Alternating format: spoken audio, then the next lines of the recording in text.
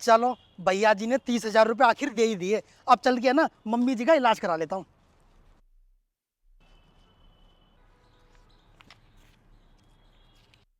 अरे, इतने सारे पैसे, लेकिन इस कबाड़ी के पास कैसे? मुझे तो ऐसा लगता है इसने पक्का कहीं ना कहीं से चुराए होंगे। लेकिन मुझे क्या, मुझे तो इतने सारे पैसे मिल गए, मजे आ गए। एक काम करती हूँ, अच्छे किसी मॉल में जाती हूँ, वहां पे जाके शॉपिंग करके आती हूँ। डॉक्टर साहब पता नहीं कितनी देर में आएंगे। नमस्ते डॉक्टर साहब। नमस्ते। हाँ जी, बताओ। वो डॉक्टर साहब, मैं ये बोल रहा था, मम्मी का इलाज चल रहा है ना, आपने कहा था कि 30,000 का इंतजाम करना है, तो वो मैंने कर लिया है। अच्छा, कर लिए? ठीक है, तो आप फिर काउंटर पे पैसे जमा करो, बाकी हम शाम को ट्रीटमेंट स्टार्ट करते हैं, ठीक है? ठीक है डॉक्टर साहब। अरे, मेरे पैसे, मेरे पैसे कहाँ गए? मेरे तो पैसे तो जेब में है ही नहीं। क्या हुआ? कहाँ गए पैसे? पता नहीं डॉक्टर साहब, अभी तो मैंने जेब में रखे थे, पता नहीं कहाँ चले गए। देखिए, यहाँ आकर ये ड्रामेबाजी करने की ज़रूरत नहीं है। हमें अच्छे से पता है कि तुम जैसे लोग ये ड्रामा करते हो ताकि हम आपकी मम्मी का इलाज फ्री में कर दे, ठीक है ना? नहीं नहीं डॉक्टर साहब, ऐसी बात नहीं है। फिर कैसी बात है?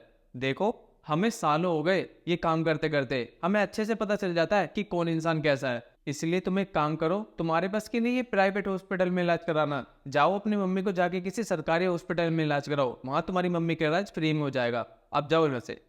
नहीं नहीं डॉक्टर साहब, प्लीज आप ऐसे मत बोलिए। मैं सच बोल रहा हूँ, मैं झूठ नहीं बोल रहा। मैं पैसे लेके आया था। मुझे ऐसा लगता है कि मेरे पैसे है ना रास्ते में कहीं गिर गए हैं। डॉक्टर साहब, मैंने ब्याज में 30,000 रुपये मांग के लाया था, लेकिन अब पता नहीं कहाँ गिर गए। मुझे तो कुछ समझ में ही नहीं आ रहा। देखिए, अब आप मुझे गुस्सा मत दिलाइए। चाहे आपके पैसे गिरे हो या आप एक्टिंगबाजी कर रहे हो, मुझे उससे कोई मतलब नहीं है। अगर आपके पास पैसे होंगे तो आपकी मम्मी का इलाज यहाँ होगा, वरना आप जा सकते हैं यहाँ से। ठीक है डॉक्टर साहब, मैं जा रहा हूँ, देखता हूँ, क्या पता कहीं रास्ते में पड़े हो। पता नहीं कहाँ कहाँ से आ जाते हैं। पैसे इनके पास होते रहिए और आ जाते हैं मुफ्त में इलाज कराने।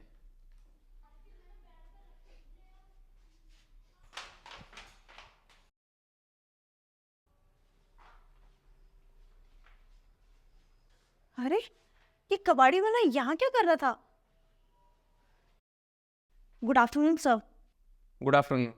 सर, ये आदमी रोते हुए क्यों जा रहा था?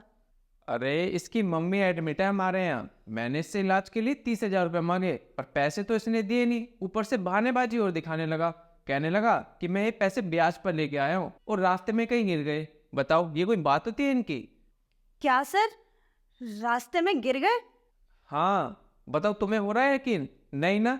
अरे, मैं अच्छे से जानता हूँ इन गरीब लोगों को। ये हर जगह ये सोचते हैं कि हमारा काम फ्री में हो जाए, पैसे देने ना पड़े हमें। सोचते हैं कि डॉक्टर के आगे हाथ जोड़ के एक्टिंग बाजी कर लेंगे और हमारा काम बन जाएगा। अच्छा सर, सर ऐसा हो भी तो सकता है ना कि उसके पैसे सच में कहीं गिर गए हो। अरे, कहीं नहीं गिरे इसके पैसे। तुमने हालत देखी थी उसकी? अगर ऐसे ही हम सबके बारे में सोचने लग गए ना, तो बस चल गया हमारा ये हॉस्पिटल।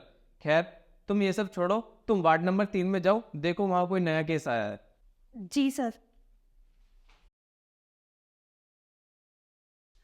अरे यार, ये मैं क्या कर रही थी? इसकी तो मम्मी इस हॉस्पिटल में एडमिट है और मैं इसके पैसे खर्च करने जा रही थी। भगवान मुझे कभी माफ नहीं करता। नहीं नहीं, मैं उसके पैसे वापस लौटा दूंगी। लेकिन मुझे तो पता ही नहीं है वो रहता कहाँ है। एक काम करती हूँ, इसकी फाइल चेक कर लेती हूँ, उसमें इसका एड्रेस जरूर होगा। हे भगवान, अब क्या करूं मैं?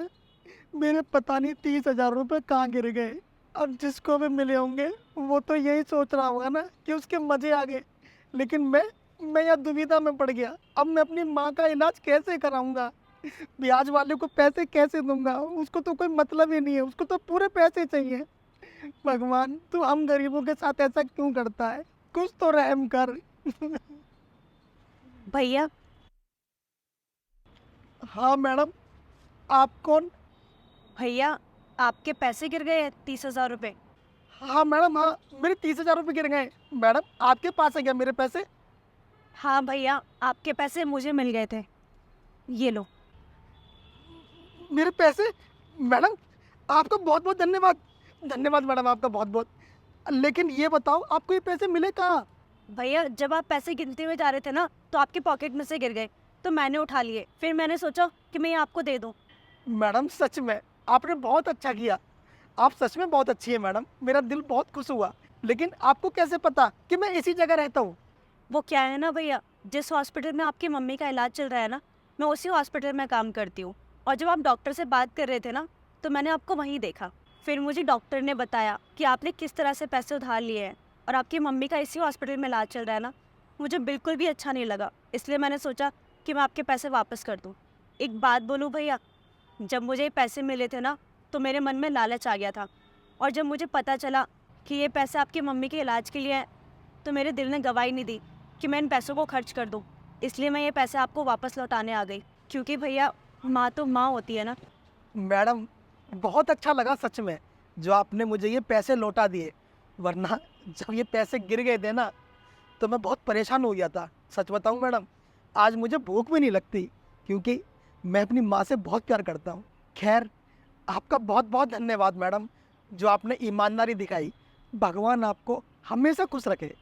कोई बात नहीं भैया, अब जाइए और अपनी मम्मी का इलाज कराइए। ठीक है मैडम।